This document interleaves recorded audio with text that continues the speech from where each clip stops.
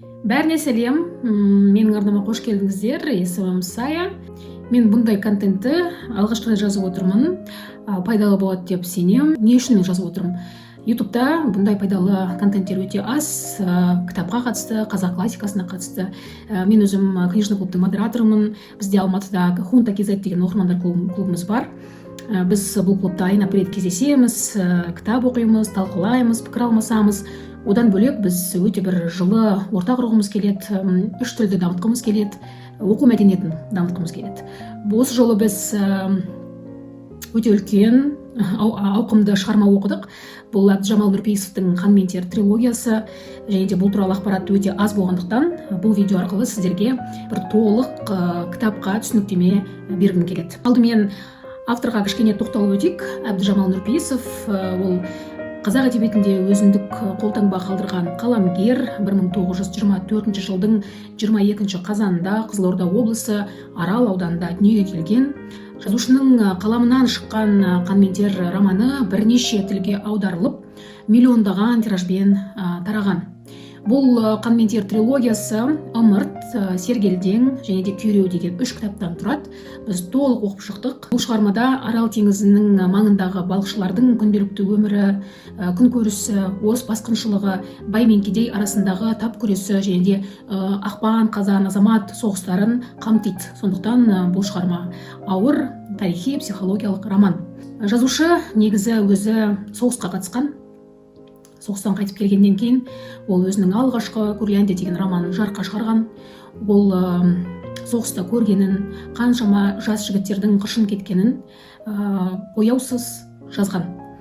Одан кейін өзінің ауылына, жеріне, еліне деген бір махаббатын, сағынышын осы «Қан мен тер» романынан көруге болады.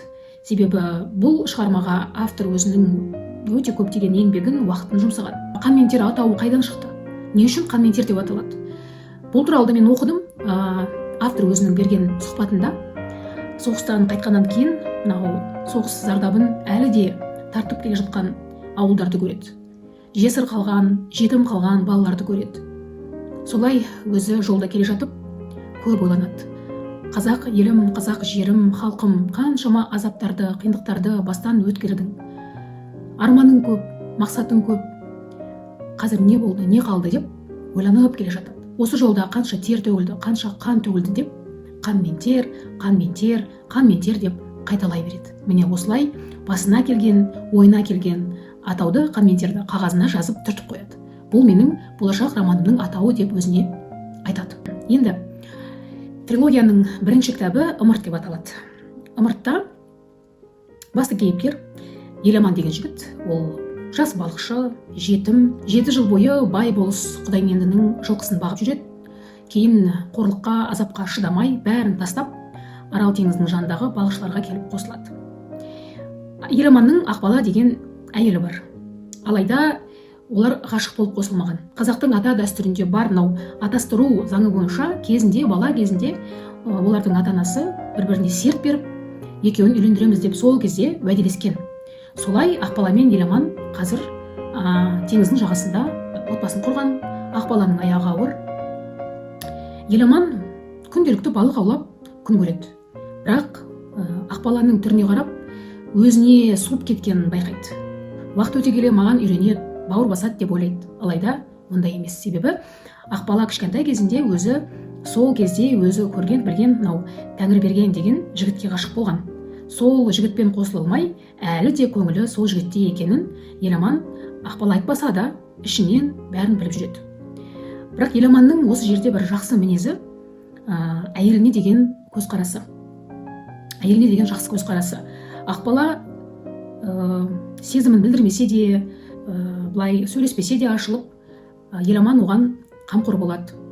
Ұйықтап жатқанда таң атпай тұрып, үйдің жұмысының бәрін істеп бітіріп, ары қарай өзінің жұмысына балыққа кетеді. Солай күн көріп жүреді. Бір қарағанда кітаптың басында Еламан бір момын, бір жас жігіт сияқты. Өзінің күнделікті өмірін ойлап жүрген, өзінің әйелімен қарым-қатынасын ойлап жүрген жігіт. Бірақ осы кітапта, осы бірінші кітабында Еламанның өмірінде әлеуметтік серпіліс жасаған бір басты оқиға орын алады. Сол кезде орыс үкіметі келіп сол Арал теңізінің жанындағы барлығын өздерінің меншігіне алады.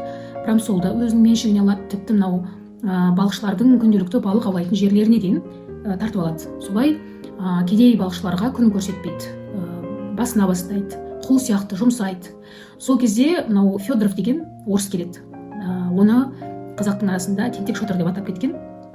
Сол өзінің ғана қара басын ойлайтын, тек ақшаны ойлайтын адам бір күні мұз қатпай тұрған кезде, өте бір жағымсыз ауа райы кезінде балықшыларды балық аулауға жібереді. Әрине олардың басқа амалы жоқ. Солай балық аулауға шыққан кезде өкінішке орай екі балықшы, жазықсыз Андрей мен Жалмұрат, мұзға батып қайтыс болады. Осы кезде жаңағы ақшаға құныққан Федоров балықшылардың өмірін емес, мынау балық аулауға арналған құралдарын ойлап отырады. Еламанның осы кезде мінезінен бір намыс, бір кек пайда болады. Себебі ол Федоровқа барып, қайтыс болған жігіттерді адамша көмуге рұқсат сұрайды. Жоқ, Федоров оған рұқсат бермейді. Ол балықтарын ойлайды. Десе сол балықтардың бәрін тазалап өткізуді ойлайды. Сол кезде ашуланған Еламан жаңағы тентек шодырды ұрып өлтіреді. Міне осы жерде Еламанның бір жас жігіттен намысы оянған бір жігітке айналған көруге болады. Бір өсу, бір тұлғалық дамуды көруге болады. Осылайша Еламанды Сібірге, түрмеге айдатып жібереді. Осы жерде тағы бір айтып өтетін бір маңызды жайт бар.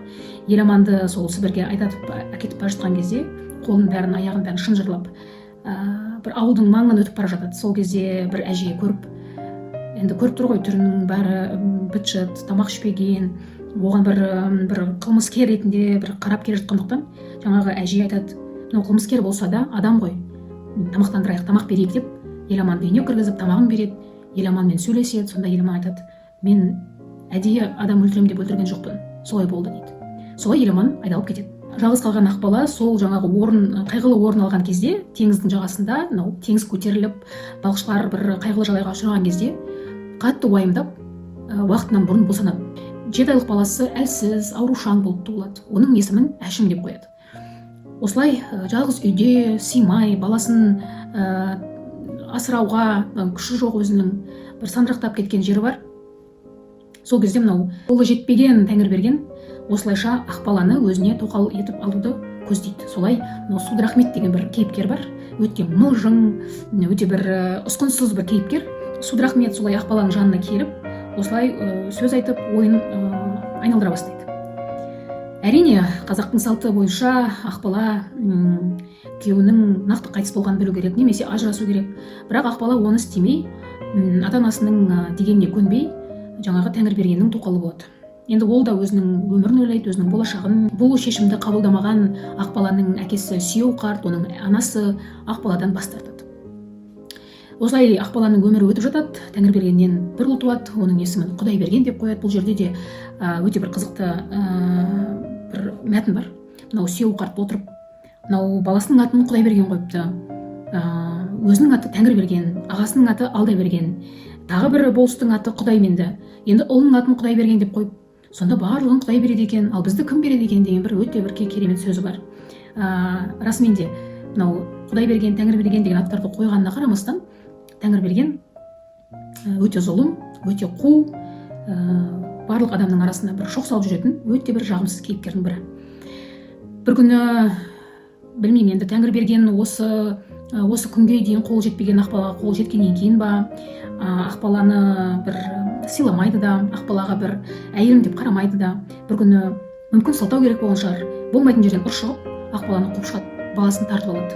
Сөйтіп қуып шығады. Әбден масқара болған Ақбала әкесінің де кешірімін ала алмай, ауылына масқара болып, ауылынан қашып, қалаға, шалғарға кетеді. Ал бұл кезде Еламан Сібірден қашып еліне оралады. Барлығы өте қуанышты тірі болғанына. Бірақ Тәңірберген бұны да қоймай, Рай деген ол Еламанның інісі, екеуін соғысқа жібереді.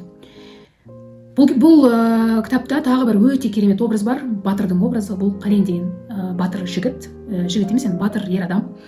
Қаленнің образын автор өте керемет берген. Қален ол байлардың малын ұрлап аты шыққан адам, ешнәрседен қорықпайды. Қол бастап, адамдарды бастап жүретін бір қолбасшылық қасиеті бойында бар. Еламанның досы, ол да өте көптеген соғыстарға қатысқан, осы қазақ жеріндегі соғыстарға, революцияларға қатысқан, және де осындай қорлыққа шыдамай ол да мынау Тәңірбергеннің ағасы Құдаймендіні өлтіреді. Солай ол да Сібірге айдалып кетеді. Міне осылайша бірінші ымырт кітабы осылай аяқталады. Екінші Сергелдең кітабында біз енді Еламанның кішкене тұлғалық өсуін байқаймыз. Ол мынау майданға қатысады, түріктердің соғысына қатысады, казак орыстардың соғысына қатысады. Солай бір өсіп жетілген, бір басқаша кейіпкерді көреміз. Жас аңқау жігіт емес. Әрбір ісін ойлап, қадамын ойлап басатын, ойлап сөйлейтін бір үлкен бір кейіпкерге айналғанын көреміз. Осылай ол соғыста жүрген кезінде бір жігіттермен төбелесіп қалып өле жаздайды негізі. Бірақ сол кезде Мюнхгаузен деген орыстың бір жігіті бар, сол оны құтқарып қалып, өзінің жаңағы Шалқардағы үйінен пәтер беріп, бөлме беріп, өзіне темір жолға жұмысқа алады. Алайда Еламан соғысқа барған кезінде өкінішке орай інісі Райдан айырылып қайтады. Рай оның бір ең жақсы інісі еді. Оқып отырып, мен де Райдың қандай жас жігіт екенін көрдім. Ол әлі көп нәрсе істеп үлгерген жоқ еді.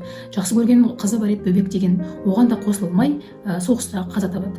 Еламан оны сол соғыста жерлеп, жаңағыдай Шалқарға оралады. Қалада сол темір жолда жұмыс істеп, өзінің әрі қарай күнін ойлауын, не істейтінін ойлап Сергелдеңге түседі. Не істеймін? Мынау Мюнхгаузен қасындағы бір дүрбелең шығарып, жұмысшыларды былай көтеріп жүрген адамның бірі еді. Солай жүріп бір күні сол Мюнхгаузенмен төбелесіп қалып, намысына тиіп, ауылына қайтады. Ауылына келсе, бірінші ол барып баласын көргісі келеді. Одан басқа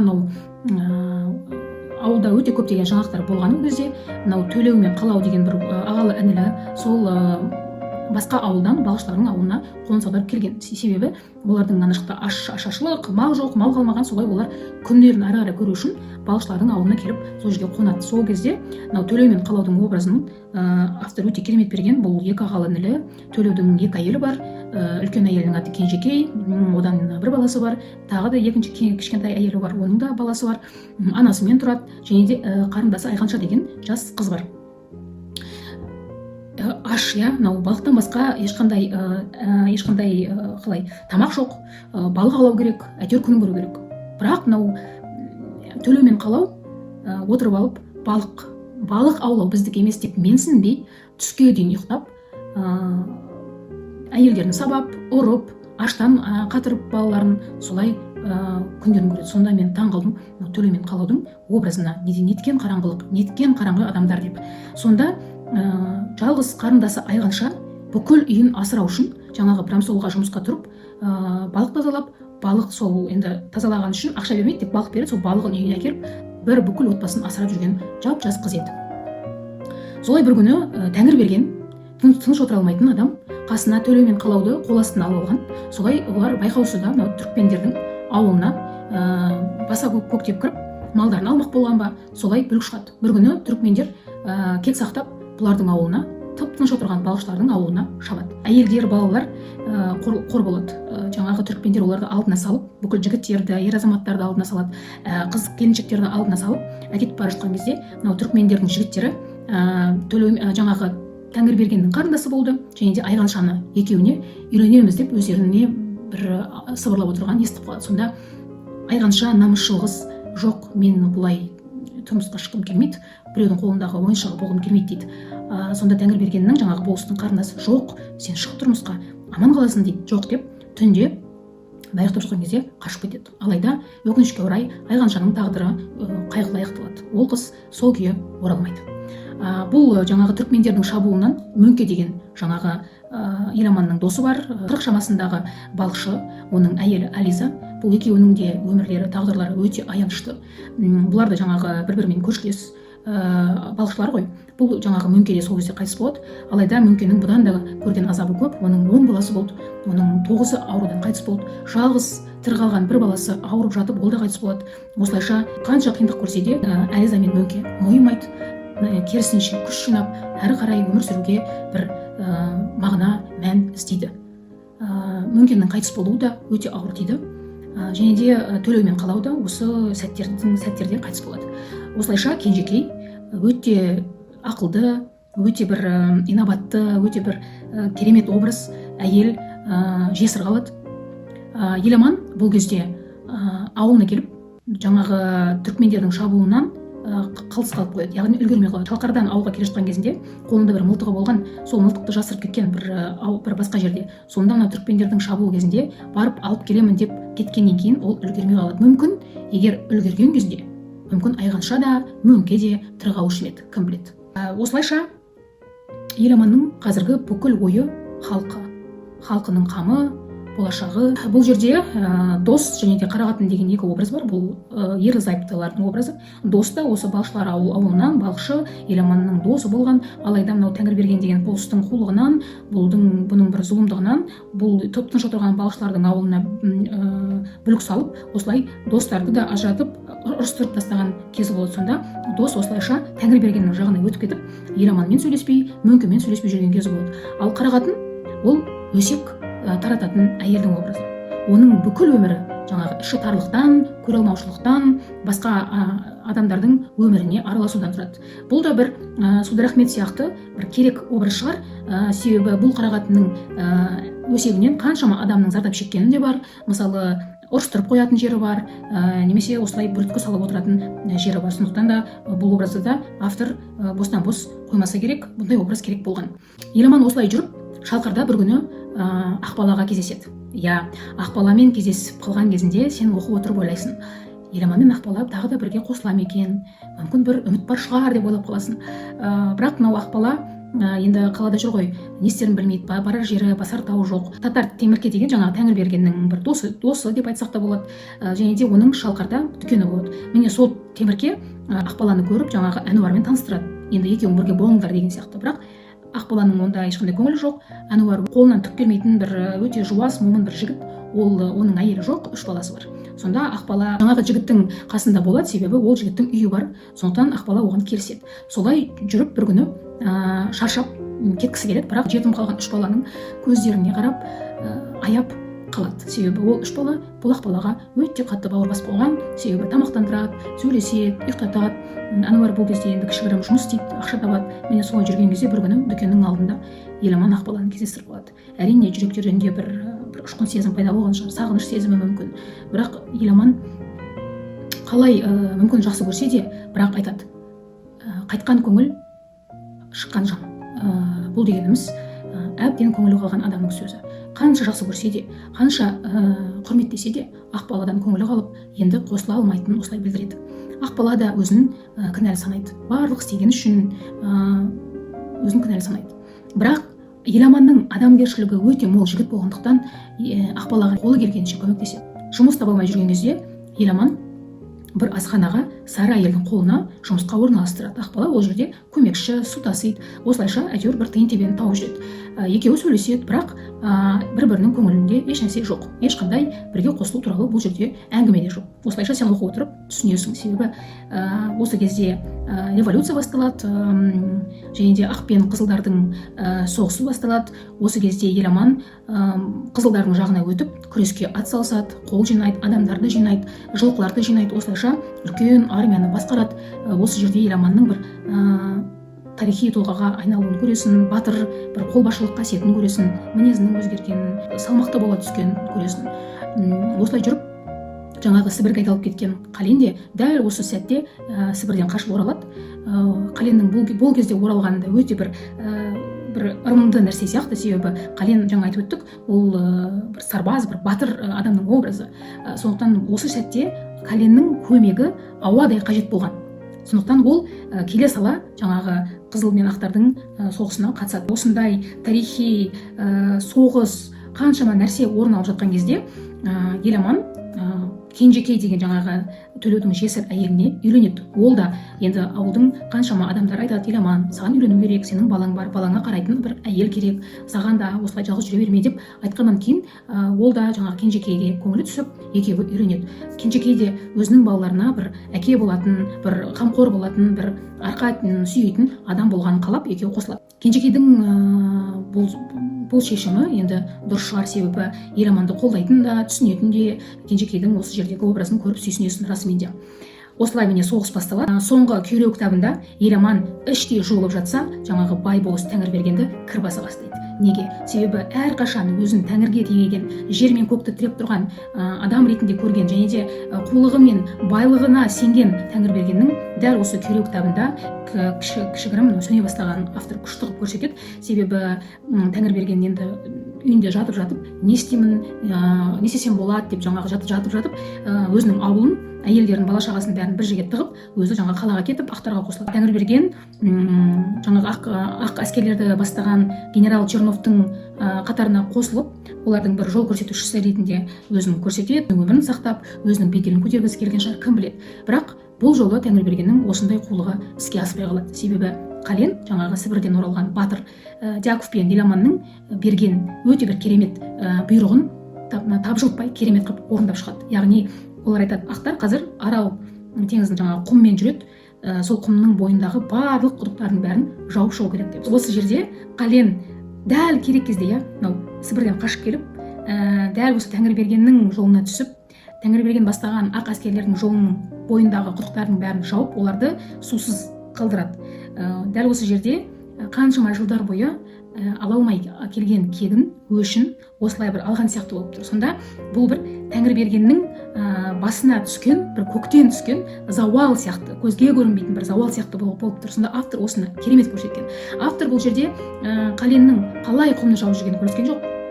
Соның әрекетінің нәтижесінде Тәңірберген бастаған ақ әскерлердің қалай қиналып, құмда суға зар болып өлгендерін көрсетеді. Автор Қаленнің бұл шығармадағы рөлін керемет биікке көтеріп берді бізге. Күйреу кітабының соңғы тарауы Тәңірбергеннің сандырақтап, суға жете алмай, өзімен өзі күресіп, өзінің өмірінде не істеген, не істемегенін айтып, сандырақтап жатқан ішкі монологымен аяқталады. Осылайша біз кітапты оқи отырып, ескінің белгісі болған Тәңірбергеннің күйреуін көреміз, және де жаңаның бастамасы ретіндегі жас жігіт Еламанның өсіп-өніп көтерілгенін көреміз. Осылай Әбдіжамал Нұрпейісовтың трилогиясы менің көңіліме шықты. Бұл жерде өте көптеген тақырыптар қозғалған. Бұл тек қана тарихи шығарма емес, менің ойымша бұл өте керемет психологиялық роман. Бұл кітапта өте көптеген ішкі монологтарды көреміз. Сол ішкі монологтар арқылы кейіпкерлердің мінезін, күнін, ауыртпалығын, қуанышын, зарын барлығын бірге отырып кешетін сияқтымыз. Сондықтан Әбдіжамал Нұрпейісовтің бұл керемет шығармасына рахмет. Ал достар, осымен Қан мен тер трилогиясына арналған менің толық мазмұндамам бітті, аяқталды. Және сіздермен өзімде бар кітаппен бөліскім келіп отыр. Менде қазақша және де орысша нұсқасы бар. Мұқабасы қандай әдемі. Мынау 2021 жылы шыққан, 540 беттен тұрады. 3 кітапта біреуге біріктірілген, тілі жеңіл, өте түсінікті, қатесі жоқ, өте жақсы шығарылған. Мынау Книжный клуб баспасынан шыққан кітаптар. Сіздерге ұнады деп сенемін. Түсінікті болған шығар. Пікір жазып, тіркеліп кетуді ұмытпаңыздар. Осымен бұл соңғы видео емес, мен әлі талай видео түсіретін боламын. Сіздерге пайдалы болсын деген ниетім бар. Және де біздің оқырмандар клубына қосылғыларыңыз келсе, осы төмендегі Хонта.kz Instagram парақшасына өтіп тіркеліп алыңыздар. Ол жерде барлық кесте, қандай кітаптар оқылады, барлығы жазылған. Көп рахмет. Келесі кездескенше.